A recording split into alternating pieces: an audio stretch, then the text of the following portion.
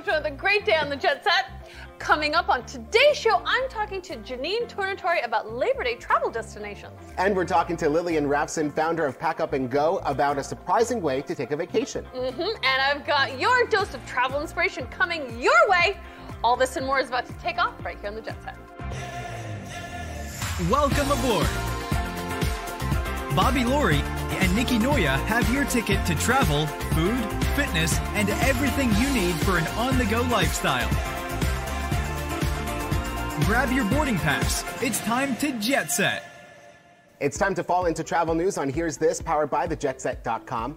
A Florida-bound American Airlines flight left passengers terrified after it dropped by more than 15,000 feet in 3 minutes. American Airlines Flight 5916 headed to Gainesville, Florida, departed from Charlotte, North Carolina when crew members reported a potential pressurization issue, according to the Federal Aviation Administration. Now, according to FlightAware, the plane's altitude dropped by almost 20,000 feet in a matter of 11 minutes. The incident happened around 43 minutes into the flight. Fortunately, the flight landed safely at its destination. There were also no injuries reported as a result of the incident.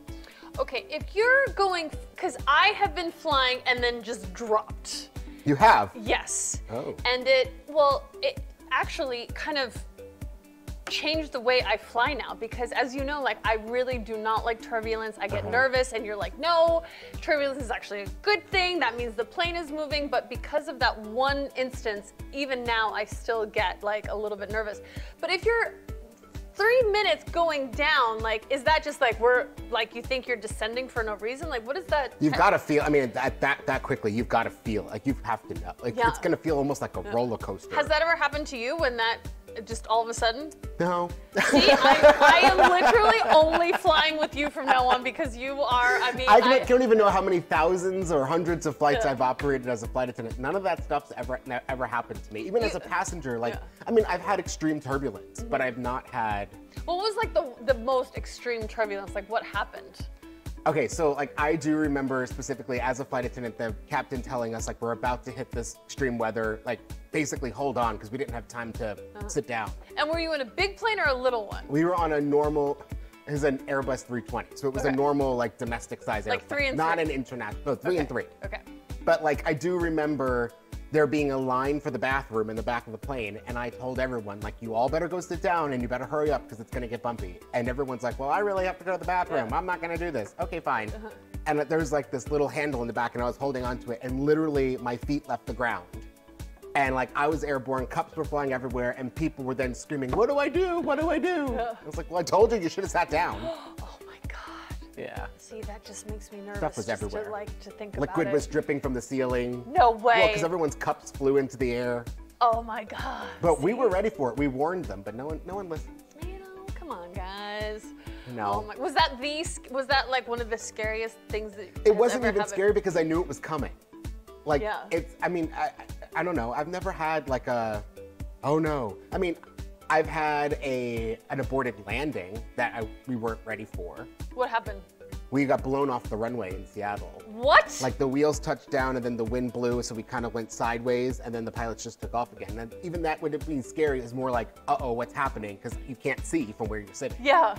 But we went around and we tried again, and we didn't land the second time, and we went around and we tried again. You didn't even land on the second attempt? No, and on the third time, the captain said, like, if we're gonna try, if it doesn't work, we're just going to Portland, Oregon. No way. But we landed, we were fine, we lived. Look at you. No. Are you okay? I had no idea you had an issue with turbulence. You know, I love to travel, so I just kind of go into my Zen mode. But that experience, like, it changed me. I'm just now, like, before I would just be like, oh, just laying around, and now I'm like hyper aware of everything. Really? It did change my flying, and I'm on a plane like every other week. We just went to Vegas, and going on the way to Vegas, we hit turbulence. I was out like a light.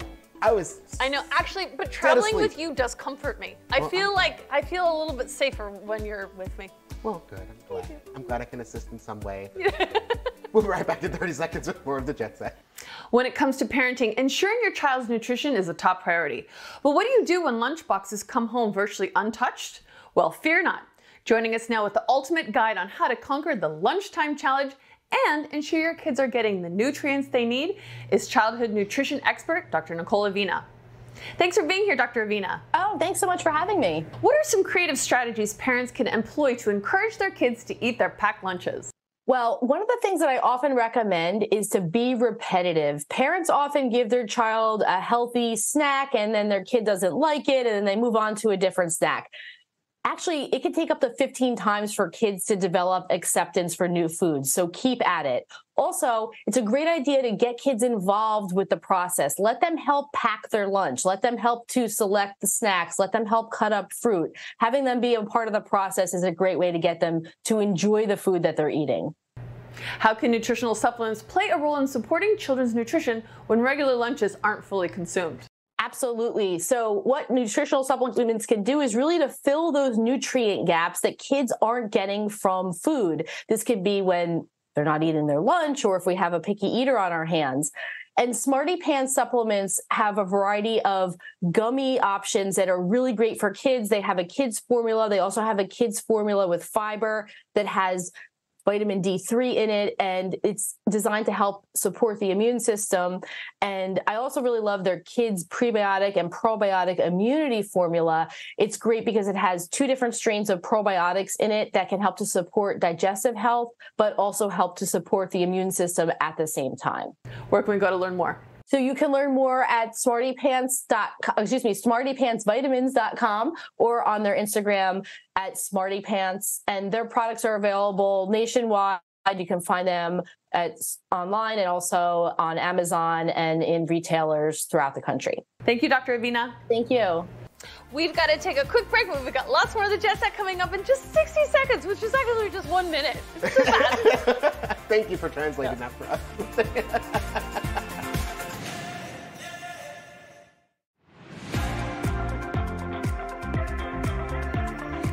It's time for a second round of travel news on Here's More, powered by thejetset.com.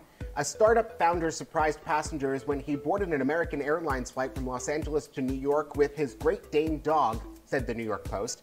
Gabriel Bogner paid for a row of seats on the flight for himself and his dog, Darwin, the outlet reported. He took the 140-pound Great Dane on the flight when he moved from LA to Brooklyn after he said she was deemed too big to fit in the airline's cargo crate, per the New York Post. Quote, people were absolutely gobsmacked and shocked, but everyone was so excited to see her. I've never seen so many people smiling at an airport, he told Southwest News Service, per the New York Post. In a TikTok that's received over 17.9 million views and 2.9 million likes since it was posted at the end of May, Darwin is seen sprawled on her back in the airport before meeting the flight's pilots, and he added that it must have been a shocker for people to see a literal horse coming toward them. But I mean, good for him for making Darwin comfortable because, I mean, so a neighbor of mine has a Great Dane, and it is literally, Kieran is like a horse. And I'm a tall woman, but Kieran it's like a horse coming to you. And there is no other way to travel with them unless you're gonna charter a flight. But I mean, but also dogs make everyone happy. And Great Danes don't like move quickly. They're not yapping. They're not like causing, she probably just laid down the whole time. That's actually exactly what she did. She laid down and laid across the 2 seats next to her and onto the owner, and her head still stuck into the aisle. I'm sure it did because they are literally horses. And I mean, listen, he did a good job by not trying to crush her into a cart. Good job, dude. Into a crate, yeah. Yeah. I mean, I know a few people in this studio right now that would have been smiling and tried to make Darwin as comfortable as possible on that journey across the country. That would be me, too. I'd be, oh, you yep. baby. You just Everyone's baby. hands up. Yes, there it is. I know. Every time I see a dog. I don't really usually go to the person. I always go to the dog. Do you ask for permission first? Can I pet the dog? You just go in. You know, you got to read the owner.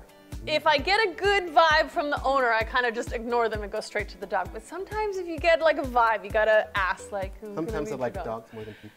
I usually do.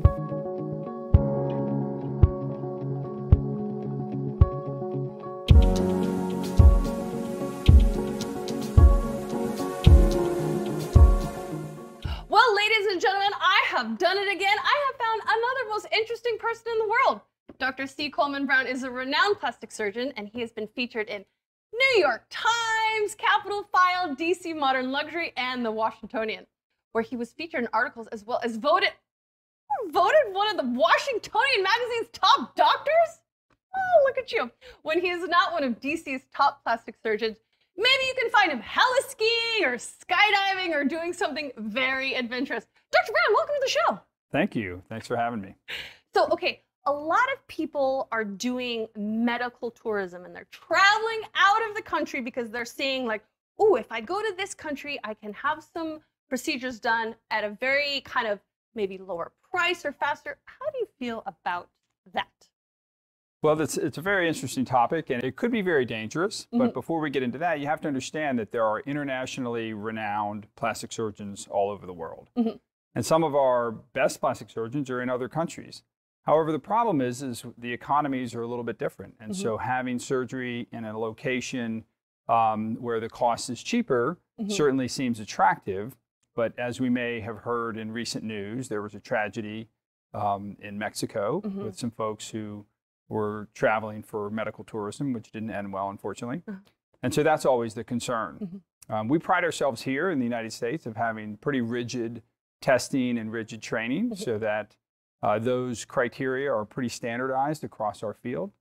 And you can't really guarantee that that's going to be the case in other countries. I see. Well, if they don't go overseas and maybe they're going to go to Bruno Brown, tell me about your practice. Right. So we've been in practice now. We're going into our second decade, or actually finishing our second decade, I should say. Congratulations. Thank you. Thank you. My partner and I met when we were training at the Cleveland Clinic, which was wonderful, and we decided to plant the flag and go into business together. We run a full-service aesthetic and reconstructive plastic surgery practice. We're based in Chevy Chase, Maryland, but we're also in Virginia, and we're also in Glen Burnie. So tell me a little bit about some of the procedures that you guys do. Right. So most of the procedures we do are either cosmetic procedures, which tend to focus around pretty much head to toe. We do a lot of breast and body work. We do a lot of face, eyes, rhinoplasty, things like that. Neck lifts, right? Those of us are starting to need some of that. And then we also do some reconstructive work for breast cancer patients. That is amazing, and I'm going to get into that later. But how did you yourself become a plastic surgeon? Did you always want to get into this specific field, or how did you get to be the Dr. Brown of Bruno Brown? The Dr. Brown, right. So my father actually was a Dr. Brown, and he's an orthopedic surgeon. So I had it in my head that I wanted to do some sort of a surgical field, like working with my hands. And once you make that decision, then you have to kind of hone it down. Plastic surgery gives us head to toe options. There's plastic surgeons that do pediatric, craniofacial type congenital things, and there's folks like us that do a lot of aesthetic or cosmetic surgery and reconstruction. And so you have a litany of options that you can choose from. And so plastic surgery really offered that for me. Well, I had a hydrofacial over there also, and it was amazing. Your entire staff is just really the best. What are some of your favorite procedures to do? Right. So if you talk about in-office procedures, certainly things like Botox and fillers and all are wonderful, or like they're nice procedures to do in the office as far as that goes. But surgically, we're surgeons. We like to be in the operating room. One of my favorite procedures to do in the operating room is fat grafting. I don't know if you've heard of fat grafting. It's sort of the original twofer. We take fat from one place and we put it in another. And that could be so like everyone's dream. Yeah. So it's, you know, I mean, you hear about things, celebrities and stuff putting it in a specific location, typically on the backside, but we put it at a lot of different places. Just amazing. So Dr. Brown, when someone wants to come and see you for their procedure or to talk to you or ask questions, where can they go for more information? Right. So the best place to start is either calling us. Phone number is wonderful. That's old school, but it's a good way to go. But the website has a ton of information. There's a plethora of stuff there. There's all kinds of detail on the procedures themselves. And they can drill down in all the different things we offer, from like the hydrofacial and the skincare side of things to all the surgical procedures that we do. Awesome, Dr. Brown. Thank you so much for joining us. Thank you for having me. We'll be right back with more of the Jet Set right after this.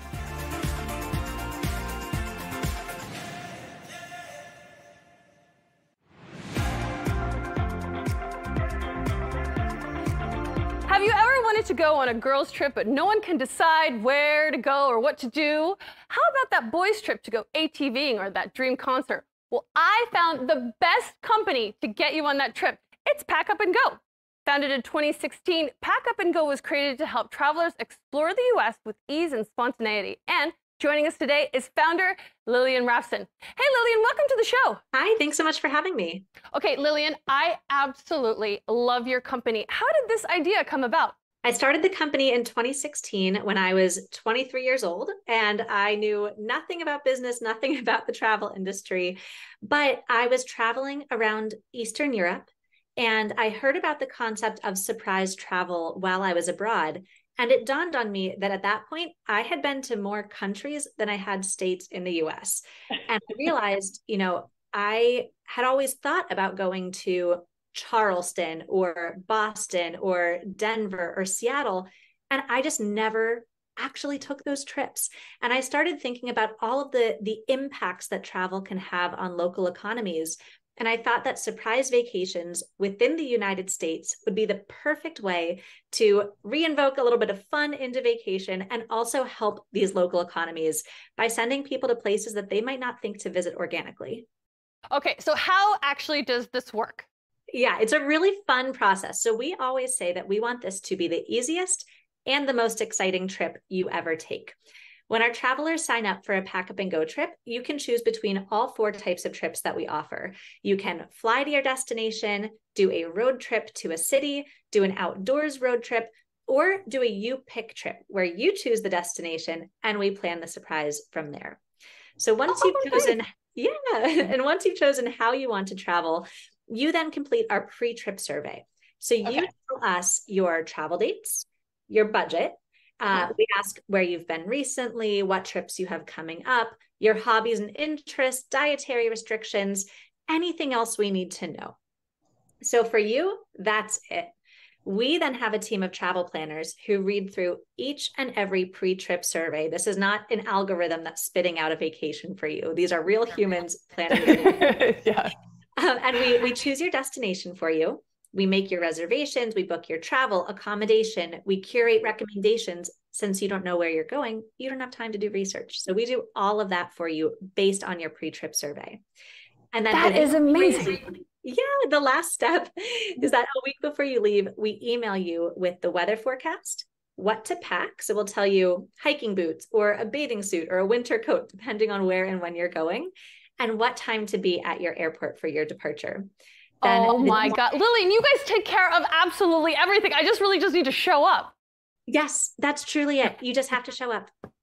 Yeah. So tell me a little bit about some of your favorite itineraries. Oh, wow. It's hard to say. We have now sent over 40,000 travelers to over 300 destinations. So we have a lot of trips, but the day of our departure, when our travelers open an envelope to discover where they're going, the thrill of seeing that never stops being so much fun for me. So I went on a pack up and go trip last year with my fiance, and we went to Charleston. And so I obviously loved that trip. It was perfectly tailored to us. It was the perfect mix of relaxation and sightseeing and going out to eat and drink and seeing the town.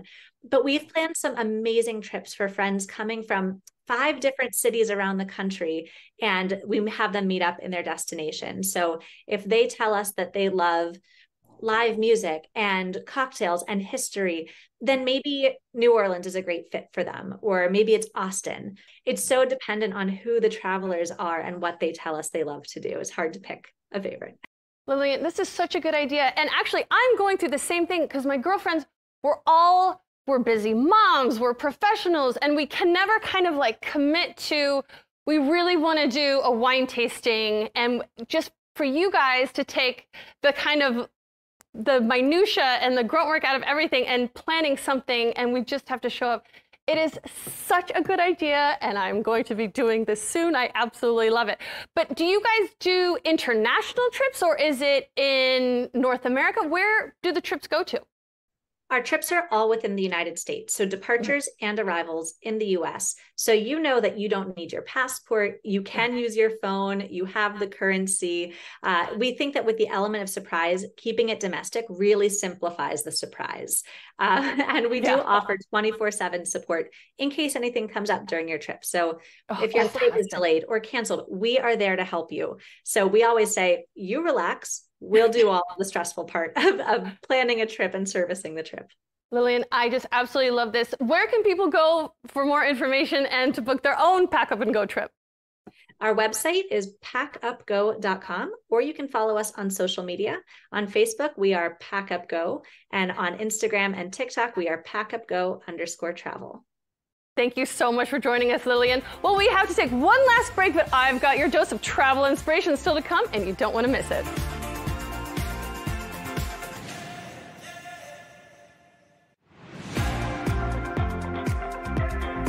It's time again for your daily dose of travel inspiration, Bobby, on the go, where today we're sending you to explore the Panama Canal and Central America on Viking Ocean cruises. Are you ready? I'm ready. I have never been to the Panama Canal. Have you? Really? I have. Well, let's encounter rich Caribbean diversity. You're going to trace the coast of Central America, uncovering rich history, vibrant culture, and natural beauty. Discover the colonial past of Cozumel and glimpse Belize's Mayan civilization and Panama's You like Belize. Embera. I loved it. Embera people. Gaze upon sand beaches and turquoise waters in Honduras and lush rainforests in Costa Rica. Marvel at the workings of the Panama Canal and admire a colorful blend of past and present in Jamaica. You never take me anywhere. I want to do this one. Come on. That what do I have to sounds very do? familiar. This journey is available now with discount airfare from the U.S. and a $100 Visa gift card just for booking by visiting oceanandriversailings.com. Everybody, doesn't that sound so fun? I have done a Panama Canal cruise, but not on Viking, though I would love to do it on Viking. Yeah. We'll see you next time. Thank you for watching. Bye. But I like because you get a little bit of everything on this Yeah, trip. you do. Well, I got to call Torstein and tell him Belize, to Jamaica. all the spots.